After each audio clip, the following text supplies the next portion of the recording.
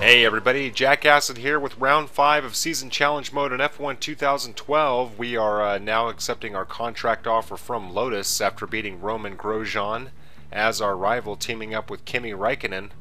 And before we can move on, we're going to have to select yet another rival. And now that we're getting into the upper tier cars, probably going to take a look at the Ferrari.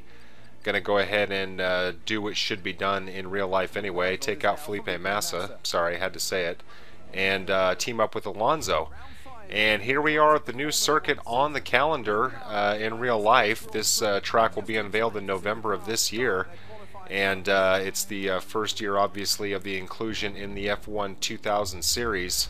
And I'm relieved to say it's a very fun track. I've actually got a hot lap video in a Ferrari on my channel, feel free to check that out.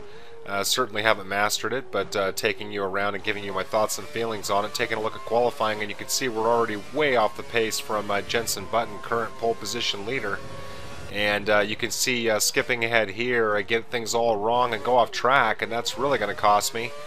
And notice here in F1 2012 that when you go off track, you actually slow down, like Forza 4 off track effect, if you will. And you can see that my mistakes cost me dearly, only managing to get 18th. Meanwhile, my teammate qualified P12, and Massa, our rival for the next couple of races, qualified in P10. So only 8 positions to make up, and I have noticed even here on hard that you can usually make up some pretty good positions in the first couple of corners, but going to be a challenge. Every time you select a new rival, you're not quite sure if you're going to have the pace to compete with them. So we're going to have to wait and see. Starting out behind Perez in the Sauber, Maldonado off to the right in the Williams, and off the line here, my first go in the Lotus car. And every car does feel different, I will give it that. This is a very, very difficult braking point here in turn 1, and staying on the inside now, and there's Massa right there, and have to get around Räikkönen, who slips, and our teammate here almost costs us a couple of positions, able to get around Di Resta.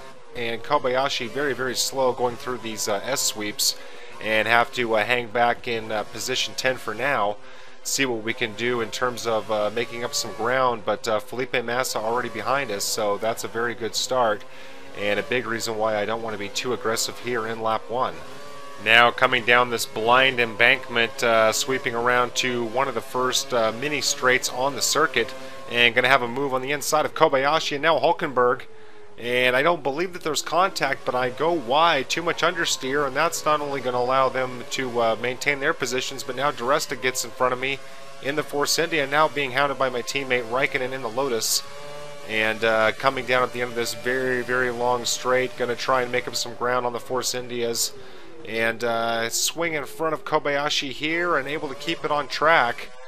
And able to get back up into P8, and not a moment too soon, as Felipe Massa was threatening back there, and at one point he was only a couple of positions back after my off-track incident, but able to get back into 8th position, and now chasing down Ricciardo in the Toro Rosso, a surprising P7 here, still in lap 1 as we come around through the final sector. And this little corner can be deceptive. As you can see, I go wide there, and that's going to allow Di Resta to get right up on my gearbox. Now dropping it down into 2nd gear and keeping it between the candy stripes as we come down the end of lap 1.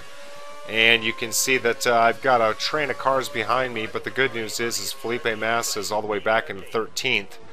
But given that this is a new track, as you can see, I get my apex all wrong coming around the blind braking point there. And that's basically a good example of what I was just about to say, is that given how green I am with this track, 5 laps right now feels like an eternity, as I get my gearbox a little wrong there. And now trying to get everything all sorted out and somehow hit a purple sector time. That seems hard to believe. Di Resta now thinking about having to go on the inside, but runs out of opportunity. And now you can see that the cars in front of me are building up a larger gap. I definitely do not have any consistent lap times down for this track yet. The most challenging part about it for me have been these hard angle braking points. They're sort of difficult to master, and but this track really makes up for it in other areas. For example, this long straight and some of the tighter corners heading through different parts of the sector, especially in Sector 1. It's a whole lot of fun. And like this, for example, these are some really strange sets of corners. You almost have to treat this one in particular like a wide sweeping hairpin. And this corner also very difficult, and actually overshoot it just a little bit. You're supposed to basically cut inside and kiss the curb as you get your nose straightened out. And then this long sweeping right-hander actually should be further out on the track. You're supposed to use the entire width of the circuit and brake too late and go off track here. This is the corner I had mentioned in lap 1 that's very deceiving, and Paul di Resta able to get by us. So now trying to cinch up the gap here as we come around the final hairpin to polish off the end of lap 2, and you can see that I have the pace over the Force India, running out of curves, so not able to take any advantage there. But able to get ahead of him and ideally outbrake him here. Don't want to cut him off, and you can see just how choppy my turn into the corner there was, which was basically awful. And undoubtedly, di Resta was being more defensive there than he was offensive, and probably just trying to stay out of my way because I did not know what I was doing. So now here in lap 3, still maintaining a P8 position. And this is a particularly fun little spot here, just kind of rolling up over this hill and then immediate cut on the left. And then down the embankment, as you can see that the Force India is keen on getting by somehow, some way. And he may have a chance if I can't get my line straightened out getting around these corners. But fortunately, pretty forgiving AI in those situations. They will back off, and unless they have a gap, you can typically trust they'll stay behind you. But there are a lot of wide areas of circuit on this track, as you can see di Resta taking advantage of DRS. And let's see if we can get by him at the braking point, kind of glide in, not overly pretty. But now Kobayashi was able to overtake di Resta, and there's no question that that was probably helped by my indecisiveness. So the Sauber were able to take advantage there. And still don't quite have my angle down on that corner, but effective enough, staying ahead and trying to find my entry point on this long sweeping right-hander. Still not quite going wide enough, but at least I'm keeping it on track, and definitely want to be conservative at this corner because it's giving me problems.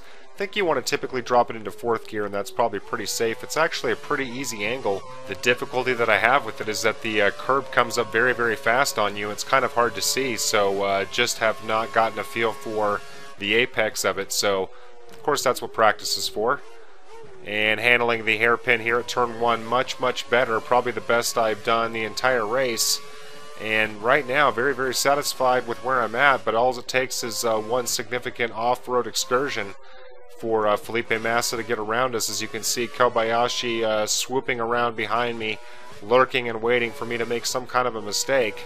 And I do find that I am routinely under pressure in these races. A lot of it has to do with the fact that I'm not especially good. I certainly can't be that consistent most of the time, but usually under pressure in all the races, which always makes them exciting. And right now, probably having my best go in terms of these hard angled corners, which have been giving me problems off and on all race. And now Kobayashi screaming up in the Sauber, and he's going to have a go on the inside here. And he's able to get ahead for just a moment. Going to try and outbrake him. And let's see if I jinxed myself. No, I did not. Able to manage that corner pretty well, maintaining just a handful of positions ahead of Felipe Massa and the Ferrari. And we want to make sure that we have no more significant problems, or it will cost us the victory in terms of the rival challenge. As you can see, I go way too high on the apex there, and am fortunate enough to not get overtaken, able to maintain P8, coming around the wide sweeps and making sure that we don't get things wrong at this corner, which I had a problem with on lap 1. And able to stay ahead of the Sauber for now. Going to make a sharp cut on the inside here. You can see that Kobayashi was having the same thought process there, and was thinking that he could get ahead. And we've got 1 lap to go, so let's see if the last 4 laps have taught us anything, and see if we can put in a good lap. And you can see I still do not quite have my entry point right there at turn 1, but able to stay ahead of Kobayashi for now. Heading into these sweeps, this is generally where the AI is very slow, so want to try and take advantage of that. But of course, as soon as I say that, I start to have problems, and Kobayashi was actually keen on getting around, and now pushing on the outside and barely able to stay ahead of him under severe pressure from the Sauber. And now just trying to manage my throttle and make sure that I don't take a corner too wide. And you can see now that I'm not able to build up much of a gap at all. And that will probably mean fighting for our life all the way to the finish line here as we come around to the main straight. And let's see what kind of pace the Sauber has. And you can see I'm burning off my curse here. I have no opportunity for DRS. The P7 car and beyond are way ahead. And here comes Kobayashi. Let's see if he has enough room to get by. Looks like he will not. And struggling with my braking. Severe understeer with the Lotus and going off track. And somehow staying ahead of the Sauber. And I am just trying to nurse this car home at this point. Remember, I had a big problem with this Apex earlier, this time being almost too conservative and just kind of cutting it off altogether. Don't even bother with my angle, just want to get turned and see the curb and try and get my wheels around without incident, and we're able to do that. So now just 2 more corners to go. Drop it into 3rd gear just to make sure, and like I said, normally you should be able to take that in 4th, but I just absolutely wanted to make sure I didn't have problems. And now Kobayashi having one last look on the inside there, but not going to be able to get around. And we are going to finish here in P8, beating Felipe Massa in the Ferrari. So even though I had a handful of problems, overall not too bad. Kind of a rebound from my really poor Montreal race, but still not really having the kind of race that I can be proud of. So here's the final results. You can see Kimi dropping all the way back into P13 finish, and Felipe Massa in P11. But the only thing we had to concern ourselves with was beating Massa, which we were able to do. And now we get to look forward to the next race and see if we can't take his seat with Ferrari. And in all my time spent with this series, I have actually only raced for Ferrari for 1 season. And it will be nice to race for them if I get an opportunity here in season mode. And I'm hoping that if I can race for Ferrari for a couple of races, I might be able to race for either McLaren or Red Bull for the final 2 races. Going to have to make a decision on that, but don't want to get ahead of myself. For all I know, the ante is going to be up a great deal for the last handful of races, so we'll have to wait and see.